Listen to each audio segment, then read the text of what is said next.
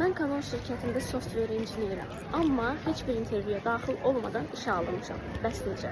2022-ci ildə Eindhoven Texnologiya Universitetində engineering doktorate proqramına daxil oldum və bitirmə layihəsi olaraq Canonun layihələrindən birini seçdim. Layihə müddətində özümü çox yaxşı göstərdim. Şirkətdəki bütün iclaslara, tədbirlərə qatıldım. Layihədə əldə etdiyim nəticələri gündəlik, həftəlik, aylıq olaraq bütün supervizorlarımla bölüşdüm. Fürsətləri qaçırmadım. Nəticələrimi bütün komanda ilə, departamentlə, hətta bütün şirkətlə bölüşdüm. Süni intellektə həsr olunmuş gündə layihəsinin sunumunu edən tək tələbə idim. Mümkün olduğu qədər çox insanla tanış olub, onlara, menecerlərə layihəm haqqında, layihədə əldə etdiyim nəticələr haqqında, təcrübələrim haqqında məlumat verdim. 6 aydan sonra bizimlə işləmək istəyirsənsə, qal təklifi ilə qarşılaşdım. Yəni burada demək istədiyim, təcrübə keçdiyiniz, qısa layihələr işlədiyiniz şirkətlərdə görünürlüyünüzü yaxşı təşkil etmək çox önəmlidir. Bunu kofe maşınının yanında digər işçilərlə söhbət edərək də edə bilərsiniz. Şirkət tədbirlərinizdə öz layihənizlə bağlı sunum edərək də və ya bu sunumları özünüz təşkil edərək də ən kiçik addım belə karyeranızın gedişatını köklü sürətdə dəyişə bilər.